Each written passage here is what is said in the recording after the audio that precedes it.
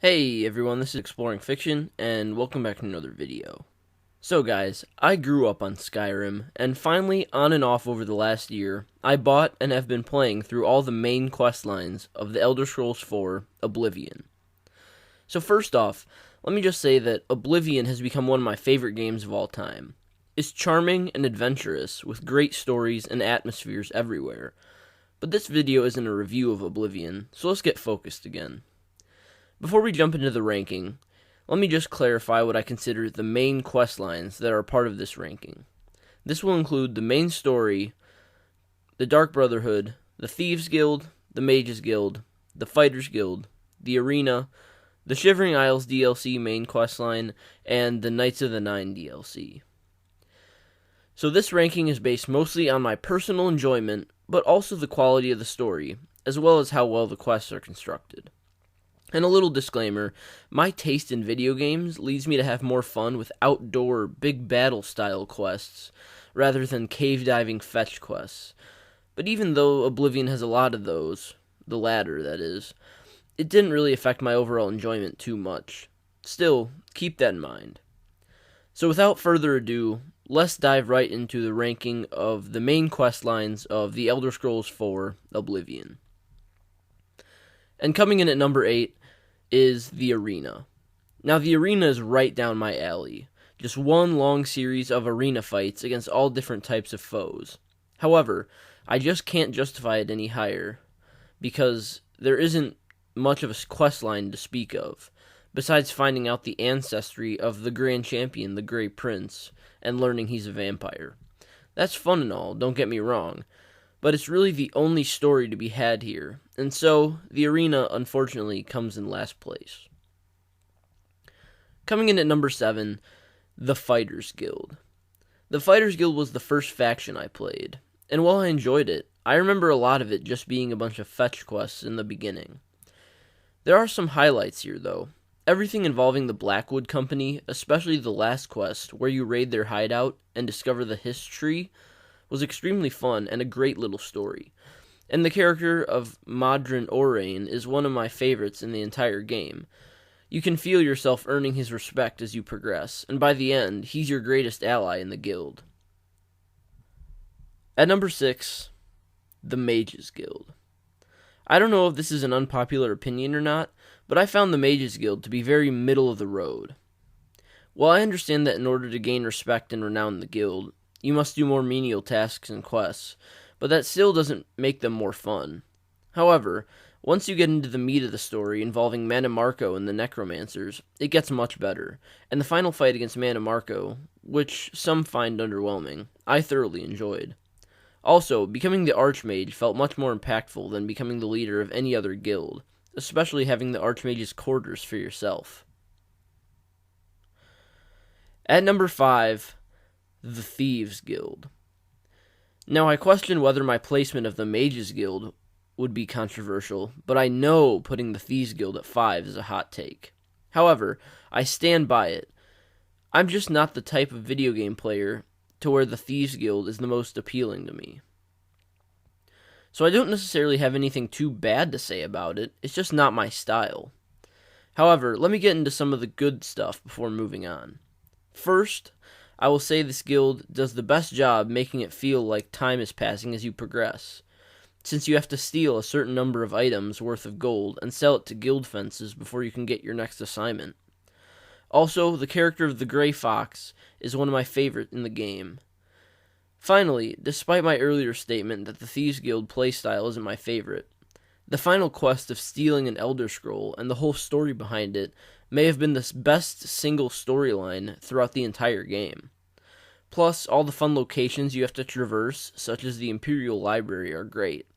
And using the items you acquired in previous quests makes the payoff of that final heist even greater. At number 4 is the Shivering Isles. Even before playing Oblivion, I had heard all about the Shivering Isles, and true to its reputation, it was one of the best Elder Scrolls DLCs ever, maybe one of the best DLCs of any game ever. It's just so bizarre and a great contrast to the standard European fantasy style setting of the main game. The quests, items, and characters are just as wacky as the world, especially Sheogorath himself. Haskell, his Chamberlain, is also a hilarious, sarcastic character. Every quest in the main Shivering Isles story feels like it has weight, meaning, and something fun. Maybe except that one quest with the green drug and the big layer you have to do for the Duke of Mania. I hated that one, but that was an outlier. The final fight against Jiggalag was a bit underwhelming for me, as I killed him in about 5 hits, but that may just be because I kept my level low throughout my playthrough. Still, the Shivering Isles certainly lived up to the hype. Coming in at number 3, the Dark Brotherhood. While I noted the Thieves Guild isn't quite my type of faction, the Dark Brotherhood is closer to being up my alley. Something about being an assassin whose goal is always to carry out a contract kill instead of retrieving an item or person or stealing something is much more fulfilling to me. The quest in the mansion where you're locked inside with 5 guests and have to kill each of them without being discovered was one of my favorite quests in the game. The whole storyline with Lucien Lachance and the Dark Brotherhood betrayal was very well written and tragic, and it was great to play it and watch it all unfold. So, while some of the other factions may have had overall better written quests, the assassin playstyle, along with some good storytelling, made the Dark Brotherhood quite fun. At number 2, Knights of the Nine. The Knights of the Nine DLC was the last questline I played before making this ranking, and wow. This questline far exceeded my expectations, and really quickly became one of my favorites, obvious by the ranking. I expected the Knights of the Nine to be a series of fetch quests before a final battle, and while it was also so much more. Everything about it was just so charming, fun, and classic. From the quirky prophet in Anvil, to the allusions to Indiana Jones and the Last Crusade, to the feeling of belonging and camaraderie you get at the Priory of the Nine with the other knights, everything about it made me feel at home. Having to explore the realm of Cyrodiil to find the way shrines of the divines using only a map and no map markers was time-consuming, but worth it at the same time, as it really led me to explore more of the open world than any other quest. I was amazed that characters you meet throughout your quest to become the Crusader eventually come to the Priory to join the Knights of the Nine with your permission. Specifically, Lord Roderick and his squire Lathon were great characters, as I merely happened to stop and talk to them on the road early on. And Lathon recognizing you at the Priory and joining you to recover the sword as vengeance for his fallen master was a great piece of storytelling. The fight against Umaril, though not particularly difficult, made a lot of narrative sense, and afterward, realizing that all the Knights of the Nine lived and will follow you around if you ask them was kinda heartwarming, especially since a lot of companions in the game die in the quest they're involved in. The Priory of the Nine felt the most like home to me out of any location in the game, even Cloud Ruler Temple. And really, the Knights of the Nine DLC might be my subjective favorite questline. Coming in at number 1 is the main story. Still, though, nothing can top the main story questline. Well, I've said multiple times I don't really enjoy cave diving fetch quests, which the main story has quite a few of. That doesn't detract from the greatness of the narrative. The entire story of the Mythic Dawn, Emperor assassination, Oblivion invasion, long lost son of the Emperor, and all the rest is unparalleled in the rest of the game. It makes it even better with context, realizing how much the Oblivion crisis changed Tamriel in the future. And the fact that the player character is only a lowly prisoner and not the chosen one is a fantastic narrative choice necessary for the Elder Scrolls way of storytelling.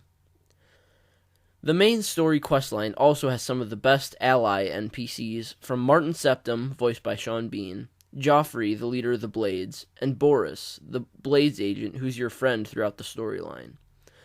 I mean, you really get to develop a sense of friendship with them, even though they're just NPCs. Even Emperor Uriel Septim VII, voiced by Sir Patrick Stewart, leaves an impression, however brief.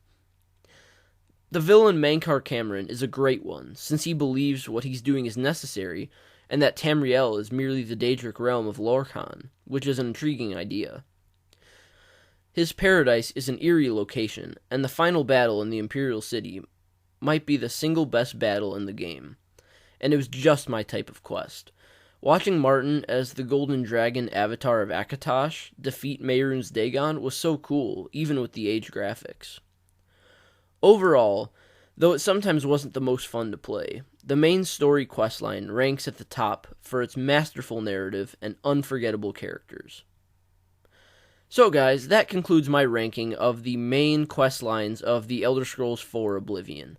Leave a comment if you want to leave your list below. I would love to read it. And let me know your thoughts on Oblivion as a game and some of the quest lines. Leave a like if you enjoyed this video. Subscribe if you're new here. I would love to have you. And like always, I will see you next time.